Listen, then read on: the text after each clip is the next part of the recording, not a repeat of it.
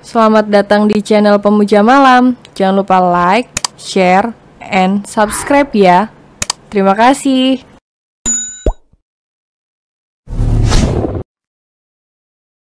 Episode 17 Rindu dan Nafsu yang menjadi satu. Wulan hanya menatapnya sendu.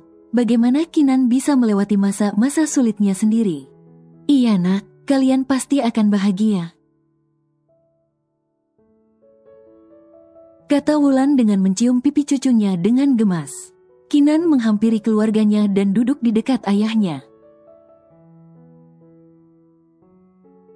Kalau begitu kami permisi dulu ya, nanti kita bertemu lagi di acara resepsi, kata Robert. Apa tidak makan malam dulu di sini? Tanya Nata. Tidak Nat, lain kali saja ya, jawab Wulan. Cucu nenek pulang dulu ya, jangan menyusahkan momi kalian, oke? Kata Wulan kembali dengan memeluk si kembar. Siap nek, balas si kembar dengan memeluk balik neneknya. Kinan dan Pram hanya bisa tersenyum melihat kebahagiaan di wajah putra dan putrinya. Setelah kepergian keluarga Pram, Kinan dan si kembar membersihkan diri sebelum makan malam. Ander melihat saudaranya selalu tersenyum bahagia pun ikut bahagia, karena Ander jarang melihat senyum bahagia si kembar. Apa kalian bahagia? Tanya Ander. Ya, kami sangat bahagia, jawab Riva sambil memeluk Ander. Aku senang kalian bahagia, kata Ander sambil melepaskan pelukan Riva. Hahaha kau nyelonong aja memeluk Ander padahal dianya ogah, kata Rafa dengan tertawa. Riva hanya mendengus kesal sambil berjalan keluar kamar. Ander dan Rafa langsung menyusulnya. Sudah dipastikan bahwa Riva akan melapor pada oma dan opanya. Sedangkan di perusahaan pusat Wicaksono, seorang wanita sedang berdebat dengan resepsionis. Nona, Tuan Pram tidak ada di sini. Dia sedang menyusul nyonya liburan ke luar negeri, kata resepsionis dengan kesal. Diam. Kalian pasti berbohong kan? Bentak Bella dengan emosi. Datanglah bodyguard Pram mendekat.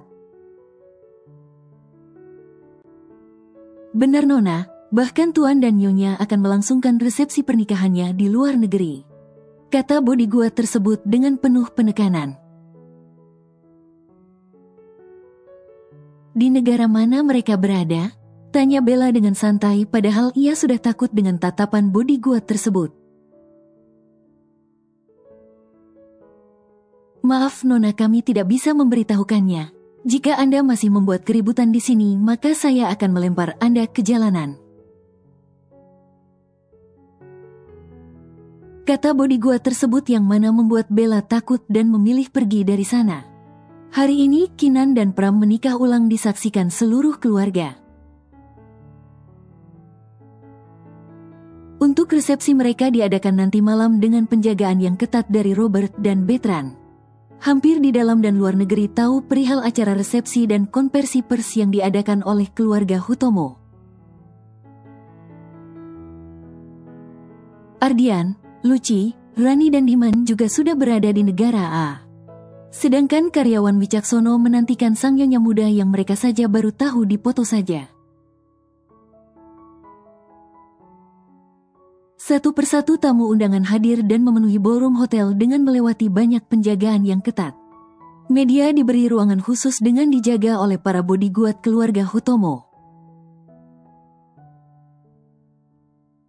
Hampir seluruh ballroom dijaga ketat karena tak ingin ada sesuatu yang terjadi. Hampir seluruh tamu sudah hadir dari kolega bisnis keluarga Hutomo dan Wicaksono. Kinan dan Pram masuk dengan bergandengan tangan, senyum yang indah tak lepas dari wajah mereka.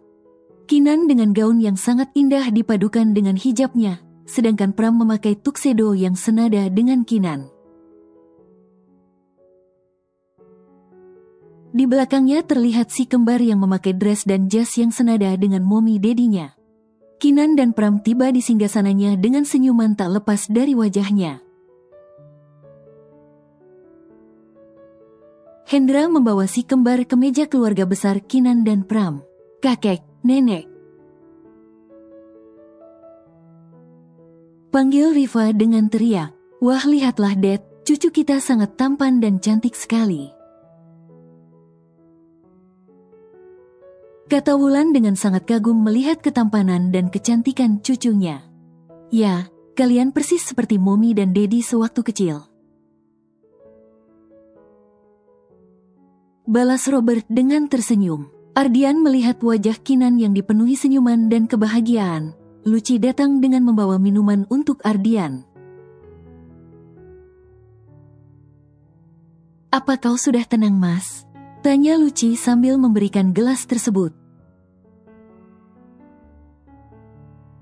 Ya, aku bahagia melihatnya tersenyum, tetapi aku masih takut bahwa ia akan disakiti lagi. Balas Ardian dengan menghela nafas berat. Tenanglah, dia bukan Kinan yang dulu lagi, Mas.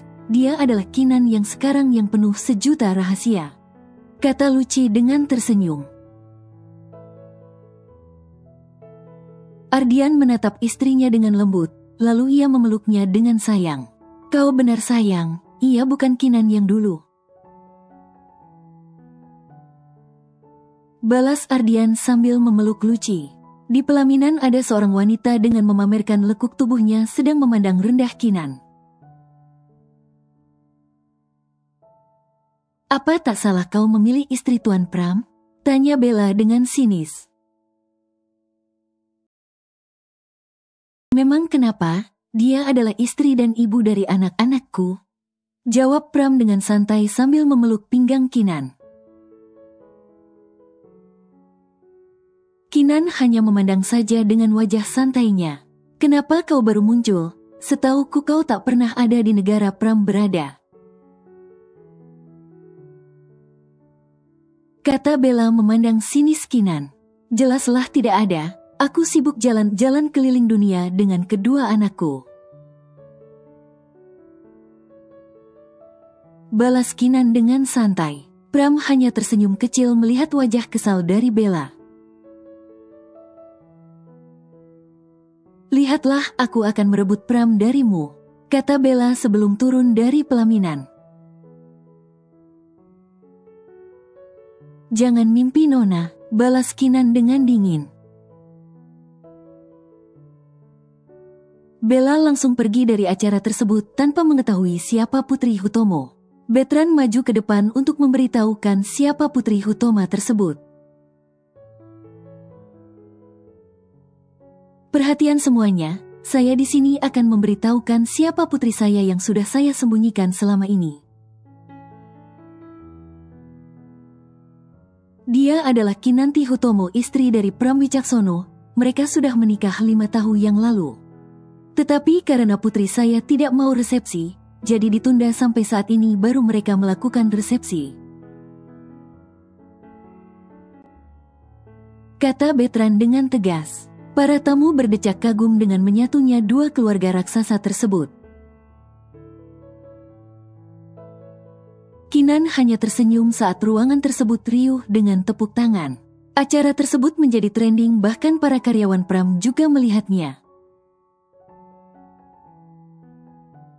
Mereka sangat kagum dengan Kinan yang sangat anggun dan cantik. Acara demi acara sudah selesai. Si kembar sudah terlelap bersama dengan Ander di kamar Oma dan opanya. Sedangkan Pram membawa Kinan ke kamar yang sudah khusus dipesankan untuk mereka oleh Pram. Kamar tersebut penuh dengan taburan bunga mawar merah dan lilin yang meneranginya. Mas ini, kata Kinan dengan kagum. Ya. Aku yang meminta pihak hotel merias ini seindah mungkin. Balas Pram dengan lembut. Kinan hanya menunduk malu karena Pram masih saja menatapnya. Mas, aku mandi dulu ya, badanku sangat lengket. Kata Kinan mencoba santai. Baiklah sayang. Balas Pram dengan tersenyum. Kinan langsung masuk ke kamar mandi dengan lega. Entah kenapa ia sangat gugup, bahkan jantungnya berdegup kencang. Pram merebahkan dirinya di kasur yang ditaburi dengan bunga mawar itu. Senyum di wajah Pram tidak pernah hilang. Ia tersenyum bahagia karena bisa bersatu kembali dengan Kinan istrinya.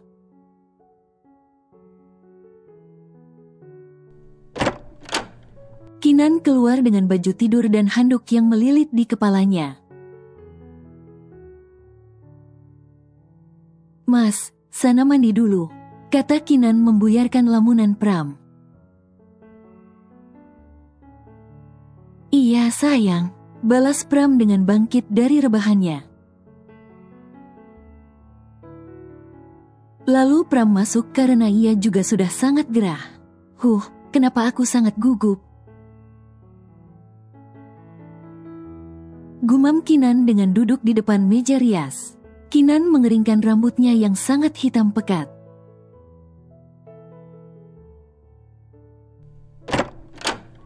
Pram keluar dengan handuk yang melilit di tubuhnya, melihatkan perut kotak-kotaknya. Kinan langsung menunduk saat manik matanya bertemu dengan mata Pram. Pram mendekat ke arah Kinan dan berbisik. Apa Mas boleh melakukannya sekarang? Tanya Pram dengan tatapan mata sudah berkabut karena melihat Kinan yang memakai baju tidur tipis. Kinan tak sanggup menjawab, hanya bisa mengangguk saja. Terima kasih sayang. Kata Pram memeluk Kinan dan mencium pucuk kepala Kinan. Pram membawa Kinan ke kasur king size-nya. Ia merebahkan tubuh Kinan dengan hati-hati. Pram mulai melakukannya dengan mencium kening, mata, pipi dan bibir Kinan dengan lembut. Lama-kelamaan ciuman itu menuntut lebih. Bahkan Kinan sendiri sudah tak memakai sehelai benang pun. Pram melihat lekuk tubuh Kinan yang tanpa cacat pun menelan selivanya kasar. Mas, kata Kinan dengan menyilangkan tangannya. Iya sayang, balas Pram. Dan mereka melakukan penyatuan dengan gairah, rindu dan nafsu yang menjadi satu. Entah sampai jam berapa mereka melakukannya, sampai akhirnya Pram menyudahi dan mencium kening Kinan dengan sayang. Tidurlah, kau pasti lelah sayang, kata Pram dengan merebahkan tubuhnya di sisi Kinan dan membawa Kinan ke pelukannya. Kinan hanya mengangguk dengan nafas terengah dan memeluk tubuh tegap Pram. Di apartemen yang lumayan mewah, terlihat Bella sedang mengamuk dengan membanting semua barang yang ada di kamarnya. Kau hanya milikku Pram, aku akan merebutmu darinya, teriak Bella dengan histeris.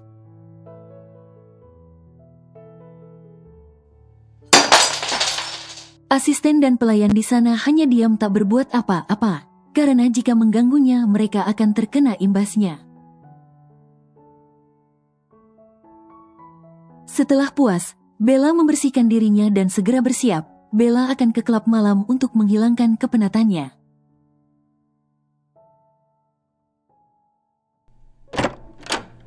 Pintu kamar terbuka, Bella menatap asisten dan pelayannya dengan datar.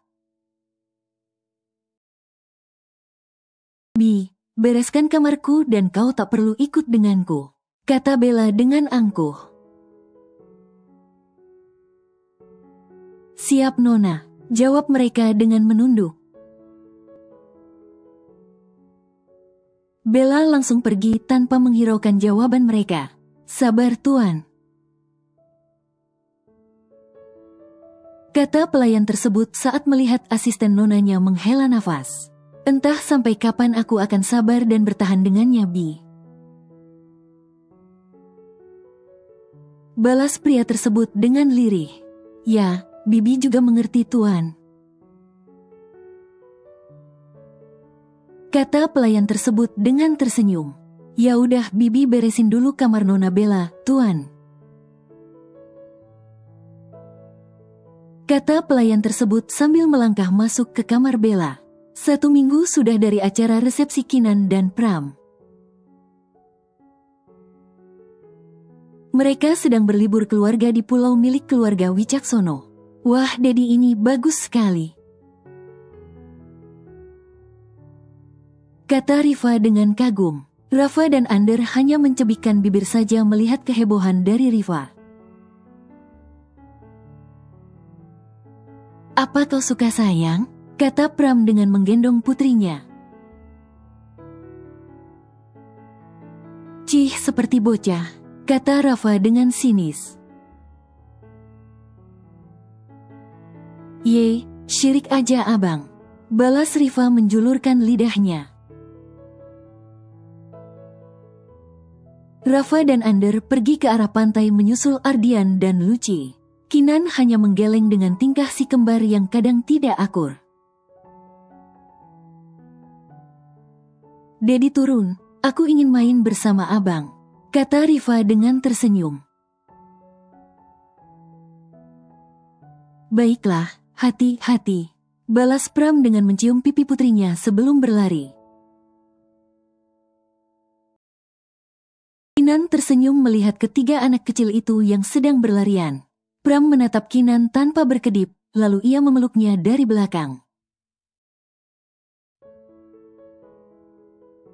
Mas, kata Kinan kaget. Biarkan seperti ini dulu, sayang, balas Pram mengeratkan pelukannya. Kinan menyandarkan kepalanya di dada bidang Pram. Mas, kapan kita akan kembali ke negara I?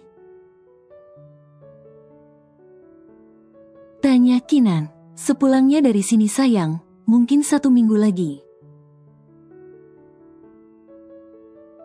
jawab Pram dengan tangan yang mengusap perut rata sang istri. Sayang, kapan dia akan hadir lagi di sini?